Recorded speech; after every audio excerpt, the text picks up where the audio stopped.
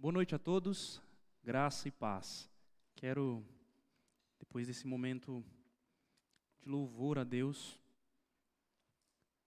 agradecer ao Senhor pela misericórdia dEle sobre as nossas vidas. Nós que enfrentamos dias difíceis, e eu acho que constantemente a gente tem se voltado a esse assunto, que até se torna cansativo às vezes, não para perceber que dentro de tudo isso o Senhor em todo momento tem preservado as nossas vidas, tem nos conduzido. A gente não para e pensa que o plano de Deus, que é bom, perfeito e agradável, ele é estabelecido, e às vezes é importante nós refletirmos um pouco nisso. Quando a gente prega em série, uma das coisas boas é porque o texto já está definido, e os assuntos, pela fé, nós cremos que o Senhor vai levantando em cada texto trabalhado. E a gente tem trabalhado Eclesiastes, né? E hoje é o capítulo 4, do verso 1 ao verso 6. E aí, fugindo desses temas midiáticos, ou seja, que são trabalhados por meio das mídias, daquilo que tem sido propagado nos nossos dias, nós nos deparamos com um texto que também trabalha um pouquinho disso. Certamente o Senhor quer nos ensinar algo através desse texto essa noite. Eu convido você a primeiro orar, ore por mim, um texto muito difícil, e ore também para que Deus fale ao seu coração. Depois nós vamos, com fé, ler a palavra de Deus. Faça essa oração agora por mim, por você, e depois nós vamos orar e seguir no texto de Eclesiastes capítulo 4.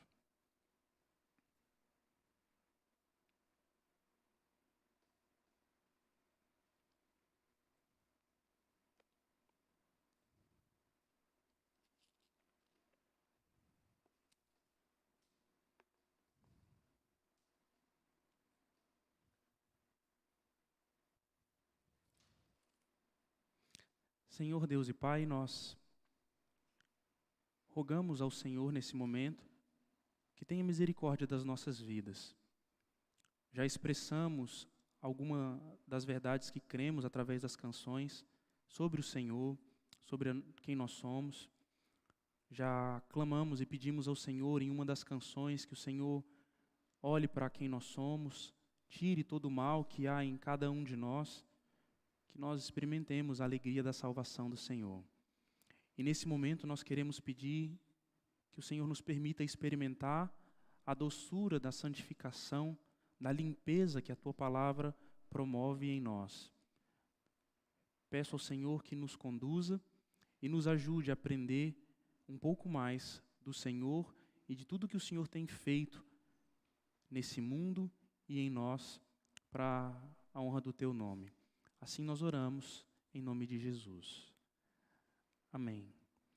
Como eu disse, eu convido você a abrir a sua Bíblia em Eclesiastes, no capítulo 4, do verso 1 ao verso de número 6. Eu vou ler na versão Almeida Atualizada, conhecida como NAA. E eu peço a você que fique com a sua Bíblia aberta. Diz assim a palavra de Deus para mim e para você essa noite. Vi ainda todas as opressões praticadas debaixo do sol. Vi as lágrimas dos que foram oprimidos, sem que ninguém os consolasse. Vi a violência na mão dos opressores, sem que ninguém consolasse os oprimidos. Por isso, considero mais felizes os que já morreram, mais do que os que ainda vivem. Porém, mais feliz do que uns e outros é aquele que ainda não nasceu e não viu as más obras que se fazem debaixo do sol. Então, vi que toda fadiga e toda habilidade no trabalho provém da inveja do ser humano contra o seu próximo. Também, isto é vaidade e correr atrás do vento. O tolo cruza os braços e destrói a si mesmo. Melhor é um punhado de descanso do que ambas as mãos cheias de trabalho e correr atrás do vento. Apenas até aqui. Esperando o mundo mudar. Esse foi o tema que eu dei para essa ministração de hoje. O que você espera do mundo? Quando você olha ao seu redor, o que você enxerga? Muitos de nós, provavelmente, esperamos e almejamos um mundo melhor. Um mundo marcado por mais justiça, um mundo marcado por maior bondade, um mundo talvez onde as oportunidades sejam um pouco mais igualitárias, onde pessoas tenham não somente oportunidades, mas direitos assistidos de forma igual. Talvez você espere de um mundo, ou almeje um mundo de mais respeito, respeito uns pelos outros, respeito por aquilo que somos, pelo lugar de onde viemos, pela nação que nós nascemos. Talvez você almeje um mundo onde não se veja tanta corrupção, ou não se encontre tamanhas barbaridades com relação à violência. O mundo, ele almeja uma melhora. Ele almeja dias melhores. É tão claro isso que nas questões mais simples, até mesmo nas canções televisivas, a gente escuta que um dia talvez os nossos sonhos serão verdades, como se tudo que almejamos fosse de fato acontecer, como se o bem pudesse se estabelecer nesse mundo simplesmente por algo que vem da nossa vontade ou de dentro de nós mesmos. Mas quando a gente para e pensa, e olha pelo menos para a palavra de Deus e para um texto como esse, a gente percebe que na relação daquilo que nós almejamos do mundo, existe a nossa responsabilidade também. O mundo, biblicamente, não está como está simplesmente por causa do acaso. Ele foi sujeitado à maldição de Deus por conta do pecado humano, mas nós também somos responsabilizados pelo estado que o mundo está. Esse texto é um texto que aponta a decadência humana. O autor olha claramente nos primeiros versos e vê que pessoas são oprimidas. E talvez pior do que ser oprimido, é ser oprimido e não ter algum tipo de auxílio e de ajuda. Como se isso não fosse suficiente, ele olha para as relações humanas e percebe que as motivações para as coisas que os homens e as mulheres fazem são motivações também maculadas, são motivações também manchadas pela própria maldade. E isso mascara até mesmo as coisas boas que nós poderíamos viver e experimentar. Esse não nos parece um mundo ideal. Talvez não seja esse um mundo que você desejaria viver. Nem eu, né? Nem eu. Também não desejo viver em um mundo assim. Mas esse foi o mundo que o pregador viu aqui no texto de Eclesiastes. E nesse texto, a gente vai olhar para essa decadência e perceber que nós estamos de fato separados de Deus. Isso, em primeiro lugar, é o que nos atrapalha em almejar ou esperar ou em transformar a realidade presente. Nós estamos muito aversos aos outros humanos, àqueles que amamos ou aos que estão ao nosso redor. E nós percebemos que também há um distanciamento da própria criação de Deus. As pessoas buscam as coisas para si mesmas, não há um olhar para o coletivo. E a gente vai olhando através dessa degradação e entendendo o que esse texto pode nos ensinar. Eu já adianto que ao final desse texto, embora nós aqui lidemos com opressões, nós vamos perceber que existe uma saída para cada um de nós. Nós não estamos perdidos. Então, o que o pregador nos ensina aqui claramente? Ele nos ensina que nós não devemos depositar as nossas esperanças nesse mundo presente. Isso parece talvez muito óbvio para você e para mim, mas quando a gente lida com a vida, a gente precisaria ter um discernimento melhor à luz do Evangelho para saber onde de fato a gente coloca a nossa esperança. O Brasil, a gente vai perceber que está ruindo em vários aspectos. quer sejam eles políticos, econômicos, em questões de saúde, e muitas lutas nós enfrentamos, não é de hoje, é de sempre, não é por causa de um governo ou de outro, isso sempre foi assim. Existem melhoras, existem pioras, o fato é que existe desordem na nossa vida e ao nosso redor. E muitas vezes a nossa esperança tem sido colocada em coisas que são circunstanciais.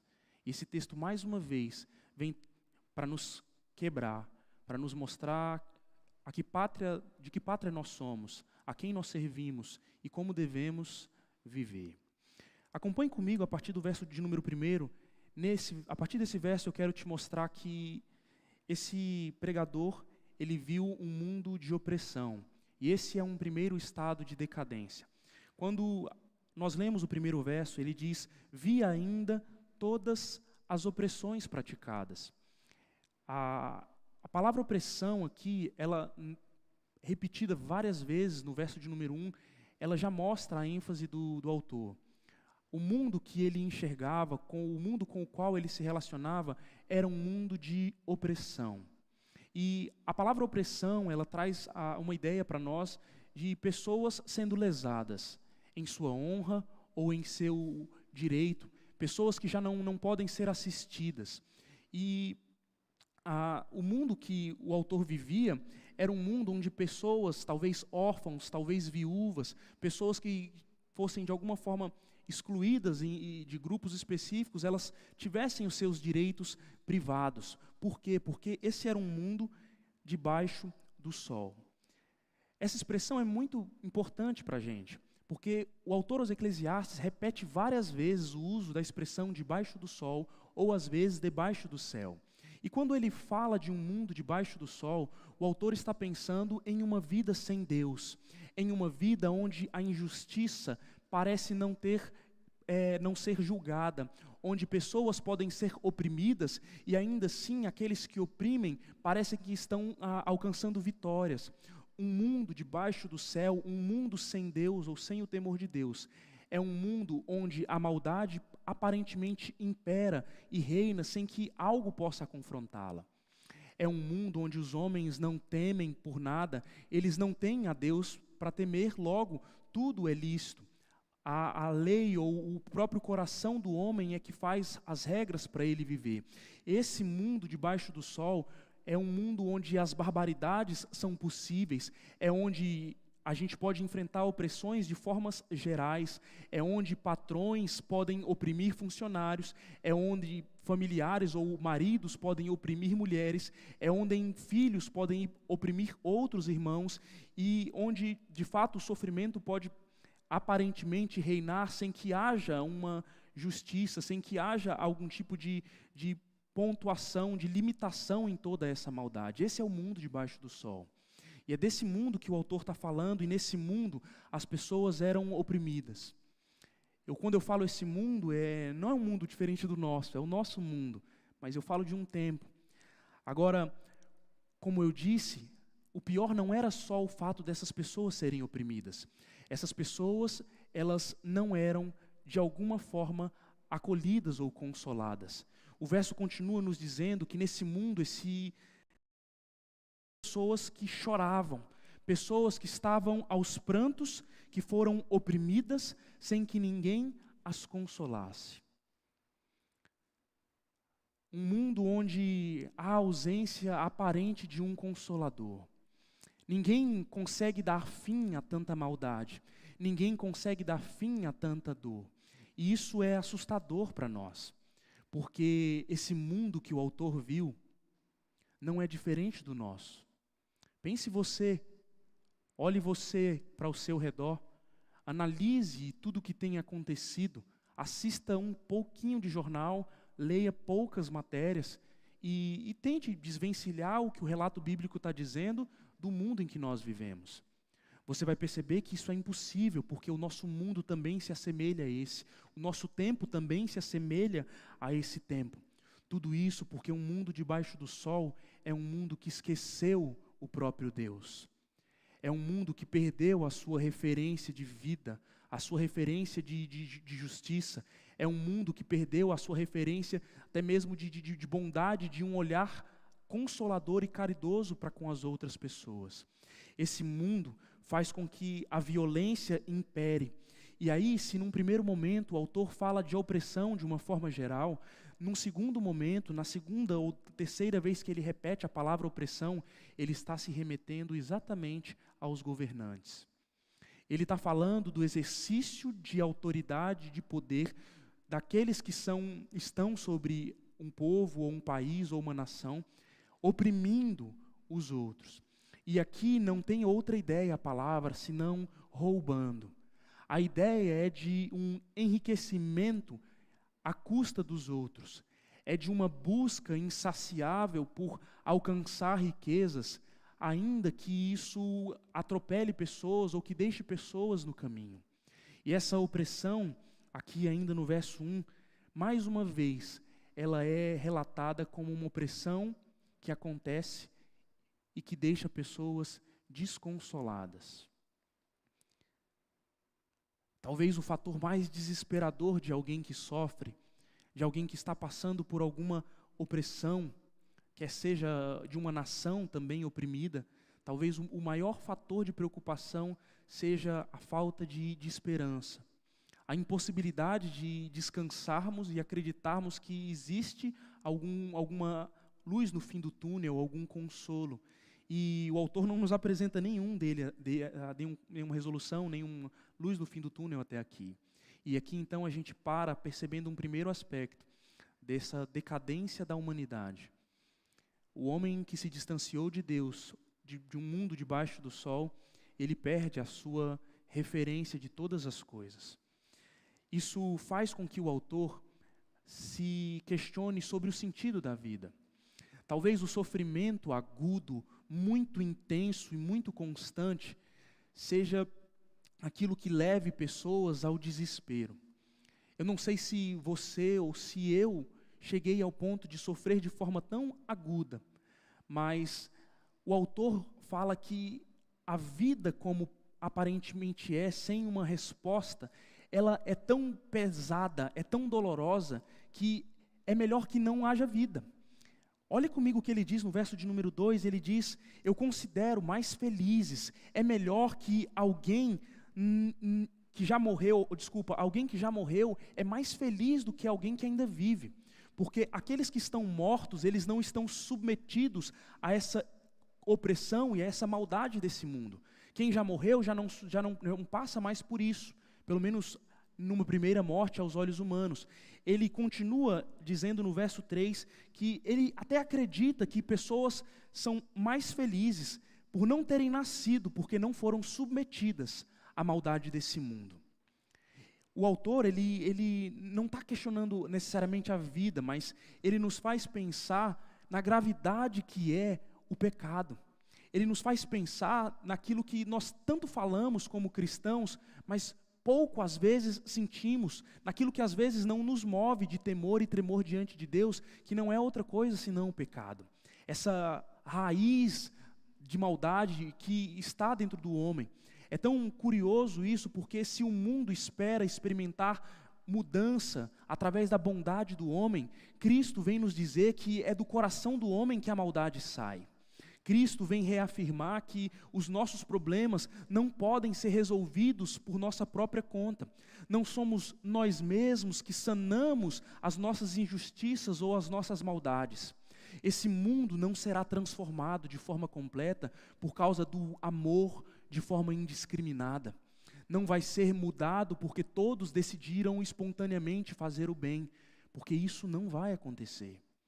O problema do homem está no coração, e o problema do homem é ter rejeitado a Deus. O seu problema é ter rejeitado a Deus, o meu problema é ter rejeitado a Deus.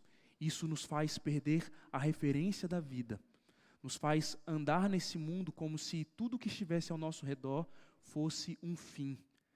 Nós não enxergamos nada além disso, e por isso não há consolo. E isso é triste demais, isso é assustador para todos nós. Mas a maldade não para por aí.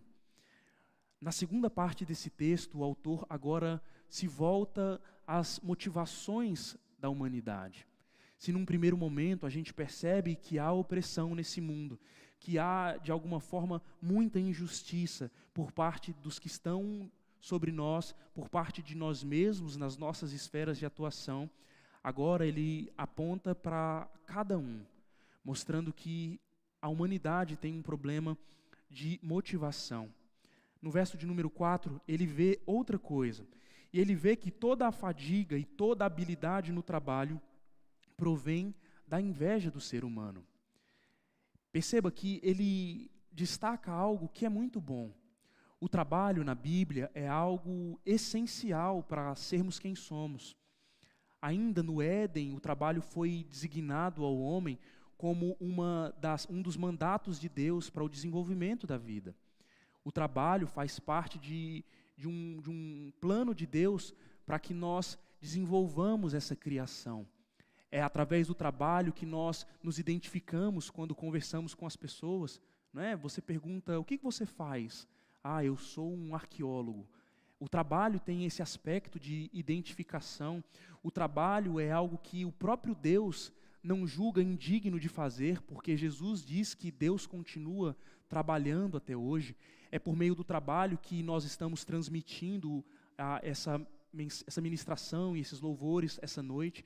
É por meio do trabalho que o mundo cresce e desenvolve. É por meio do trabalho que vem tecnologia, que vem ciência. É por meio do esforço também do trabalho que nós compreendemos mais de Deus, através do estudo da palavra, da produção de livros. O trabalho é algo maravilhoso e foi dado por Deus antes mesmo do pecado.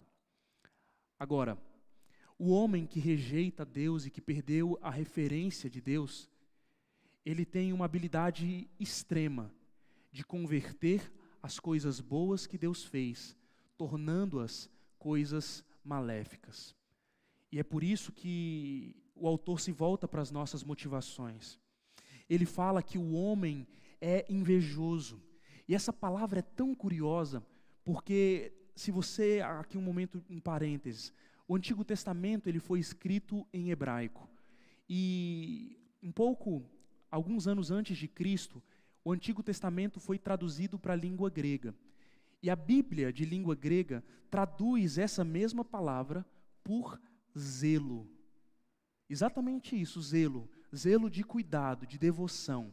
A mesma palavra que aqui significa inveja, significa em outros textos bíblicos devoção, cuidado, algum tipo de ciúme, não necessariamente ruim. E isso é curioso, por quê? Porque aquilo que é bom, pensando no desenvolvimento da nossa vida, do nosso trabalho, anda em cima de uma linha muito tênue entre o pecado e a glória de Deus, entre a inveja, a devoção ao Senhor, entre render glória a Deus pelos frutos do que fazemos e entre buscar a nossa própria fama, buscar o nosso próprio nome. Ele diz que isso acontece entre humanos uns contra os outros.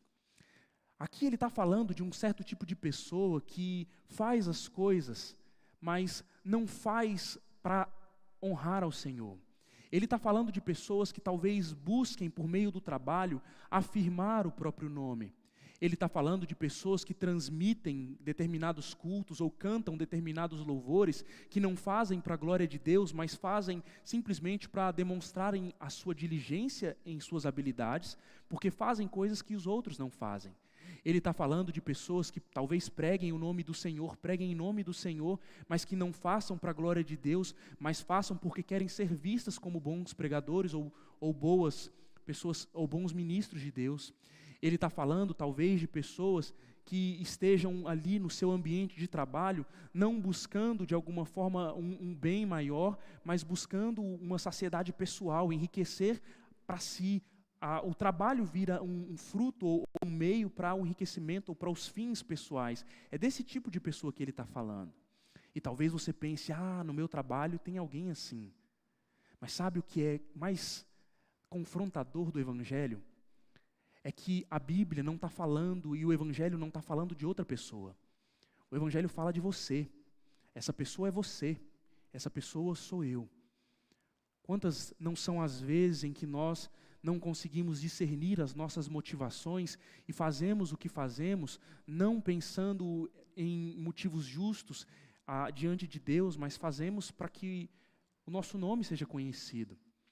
Quantas são as vezes que nós fazemos as coisas de forma despretensiosa ou onde nós nos incomodamos quando outros fazem coisas melhores do que nós?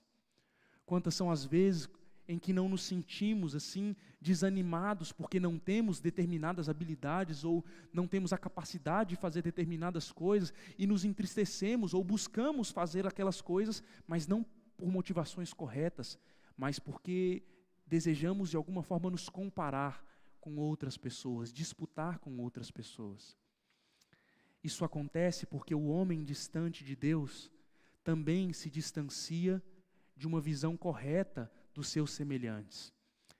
A humanidade, ela tem um problema consigo porque tem um problema com Deus. E esse texto mostra que esse é um outro aspecto de decadência. Há inveja no nosso meio, há disputa, há falta de compreensão do foco da nossa vida, do real motivo pelo qual nós existimos. E isso é assustador. É assustador porque isso tudo não leva a nada. O texto ainda nos diz no verso 4 que isso é vaidade e correr atrás do vento. Vaidade e correr atrás do vento significa que aquilo que é feito, embora num primeiro momento pareça dar um fruto tremendo, talvez um enriquecimento pessoal, um reconhecimento pessoal, ou algum tipo de satisfação pessoal, tudo isso não passa de um sopro. É como a neblina que ora nós vemos e daqui um pouco já não existe mais. Viver nessa perspectiva é viver de forma vaidosa, de forma transitória, passageira. E isso é assustador, porque até aqui nós não temos solução. Nós estamos em um buraco dentro de outro buraco. O texto continua, agora por fim e no último aspecto, falando sobre mais um aspecto de decadência que esse mundo experimenta. Quando nos deparamos com tanta maldade, com tanta opressão, com tanta inveja, com tanta injustiça nesse mundo, a resposta de alguns é não fazer nada, é a preguiça. Olha só o verso de número 5, ele diz: o tolo, diante de tudo isso, ele cruza os braços e destrói a si mesmo.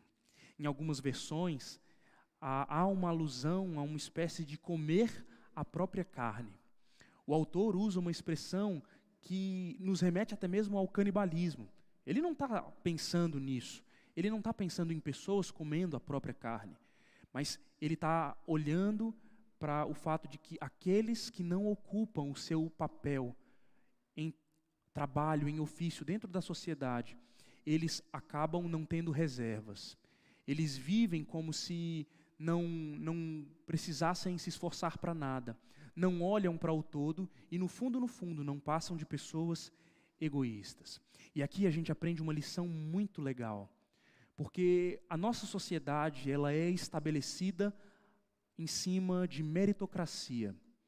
Tudo que a gente vê e a nossa forma de lidar com a vida, ela é permeada por meritocracia. O que significa isso? Significa que para você receber algo, você precisa ser digno disso, você precisa merecer, você precisa fazer algo em troca de. As nossas relações são permeadas por isso. Fato é que, às vezes, quando a gente tem algo para dar para alguém, você dá, e você mesmo que não diga para a pessoa te dar nada, ela fala, depois eu te devolvo, ou depois eu te dou, depois eu pago, depois eu faço isso. Por quê? Porque a nossa sociedade é construída à luz disso. E qual é o problema disso diante desse texto? O problema é que nós não fomos chamados por Deus para vivermos nas nossas esferas meramente particulares.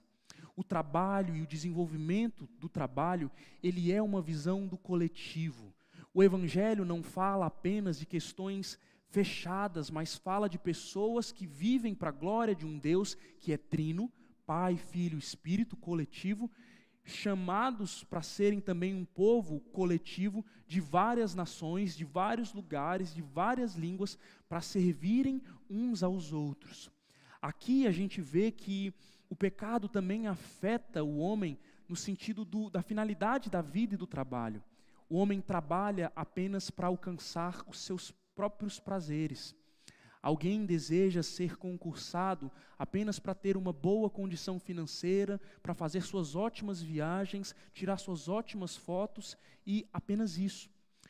As pessoas buscam profissões apenas porque elas dão mais rendimento, porque elas são mais bem vistas na sociedade, porque os pais entendem que esse é o melhor futuro e a gente perdeu um senso de coletivo. A gente não olha para a ideia de que o trabalho ele é dado por Deus para o desenvolvimento do todo. Nós não vivemos para nós mesmos se somos de Cristo Jesus. As nossas vidas não são nossas se nós somos filhos de Deus. As nossas vidas, elas servem a um propósito que nem é nosso. Passa a ser, mas é um propósito de Deus. E isso alcança também outras pessoas. É por isso que aquele que diante das crises, das opressões da vida, não decide encontrar o seu lugar e se pontuar por meio do trabalho, ele é tido como um tolo aqui. Por quê? Porque ele não destrói, ele destrói a si mesmo e, consequentemente, destrói também os outros. Até aqui, nós não temos nenhuma solução para os nossos problemas. Isso é assustador. Em tanta decadência, o que é que a gente pode fazer? O que esse texto nos ensina? A primeira coisa que a gente precisa entender e não pode se esquecer é que quando a gente pensa e fala sobre pecado, nós não estamos falando sobre coisas que podem ser levadas de qualquer jeito. Esse mundo está fadado à destruição, ao juízo e à justiça de Deus. Foi isso que o autor disse no verso 16 do capítulo anterior. E isso nos coloca como responsáveis desse mundo também. Lembre-se que todos nós seremos julgados pelas nossas obras. Quer você esteja em Cristo ou não, você será julgado por aquilo que faz. A Bíblia nos ensina isso. Agora, nós não podemos nos esquecer que nós não temos a solução do pecado. Não há consolo vindo da nossa parte para o pecado. E é por isso que a solução vem nesse texto, exatamente quando ele aponta para a ausência de um consolador. Se o mundo debaixo do sol é um mundo que não tem consolo para as opressões, nós, quando olhamos para o mundo que Cristo reina, para um mundo onde, e de fato, aqui eu não estou fazendo uma divisão, Cristo reina sobre tudo, sobre todos. Mas eu quero dizer que quando nós olhamos para a vida, à luz de Cristo Jesus, nós podemos nos lembrar do texto de João, no capítulo 14, no verso de número 16, e lá nós vamos nos lembrar que há um Consolador. Cristo Jesus veio ao mundo para tirar o pecado do mundo. Cristo Jesus veio ao mundo para nos ligar de novo ao próprio Deus, para nos dizer que o resumo dos mandamentos é amarmos a Deus e amarmos também ao próximo. Ele restaura aquilo que nós perdemos no Éden. Ele restaura a nossa comunhão com o Pai. Cristo restaura a nossa comunhão com as outras pessoas. E Cristo também restaura a nossa comunhão com a própria criação de Deus. Nós não a desprezamos quando entendemos o que Cristo fez por nós e o que Cristo fez em nós por meio da salvação.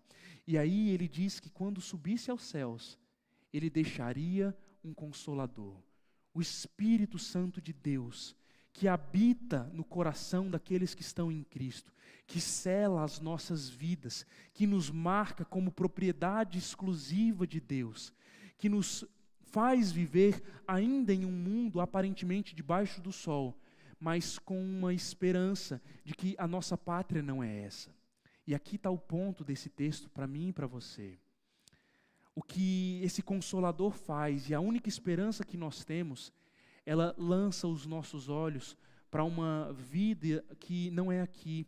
Ela lança a nossa esperança para uma resolução de problemas que não vão acontecer de forma perfeita aqui. É triste, mas o Brasil não vai ser um país totalmente justo nunca.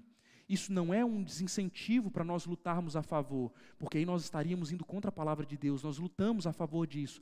Mas eu não posso depositar a minha fé em ministros, eu não posso depositar a minha esperança em posicionamentos econômicos, eu não posso me colocar em polos extremos às vezes, e defender isso com unhas e dentes, achando que eu estou defendendo a causa de Deus, porque eu não estou. Por quê? Porque aquilo que de justo a gente pode experimentar aqui, são lampejos que só são satisfeitos em Cristo.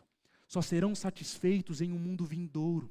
Nós só experimentaremos um consolo real das nossas opressões em um mundo vindouro. Isso não é para nos entristecer, isso é para nos alegrar, porque há uma esperança. Nós podemos e devemos viver as nossas vidas aqui num mundo decadente, num mundo manchado pelo pecado, sendo luz nesse mundo e com uma esperança viva de que há um Consolador e Ele não está distante de nós. Ele habita dentro de nós, é o Eterno, é Deus dentro de nós, por meio do Seu Espírito, que nos faz ver as grandezas daquilo que Deus faz e nos faz nos alegrar com tudo que existe, que está ao nosso redor, mas não como um fim, apenas como um degustar, um aproveitamento curto, pequeno, mas bom do que há de vir.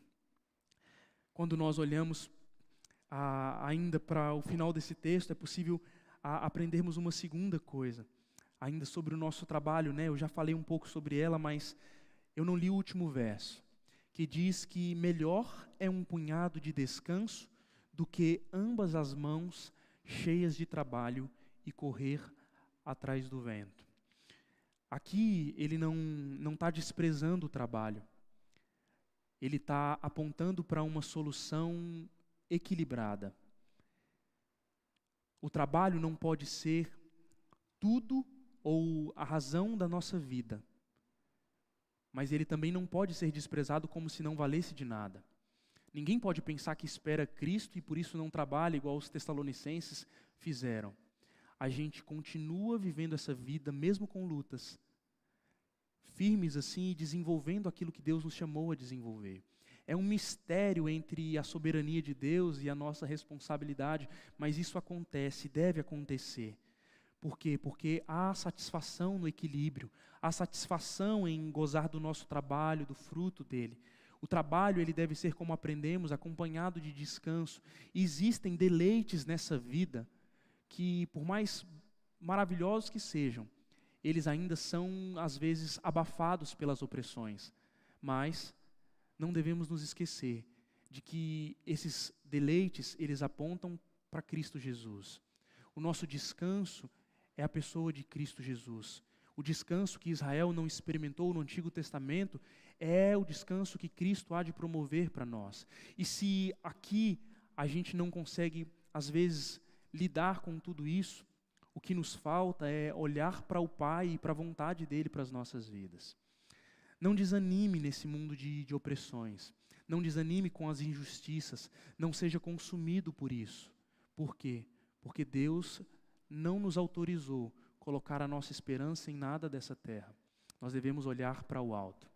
Eu decidi encerrar esse texto e essa meditação um pouco curiosa, olhando para um outro fator de um outro escritor bíblico que viu também coisas.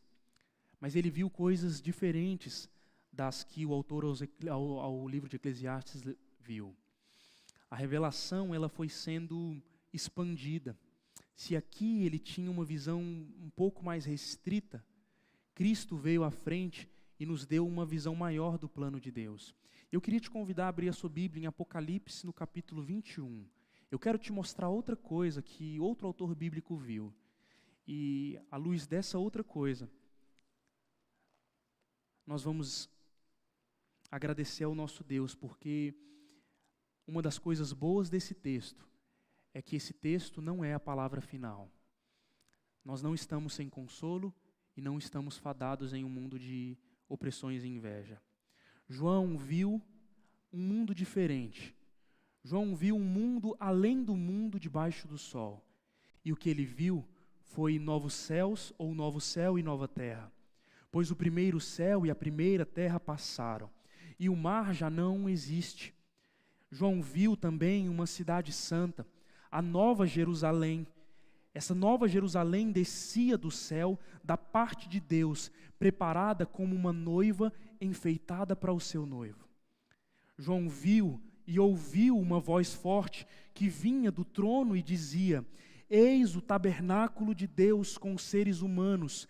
Deus habitará com eles, eles serão povos deles, e lhes enxugará dos olhos toda a lágrima.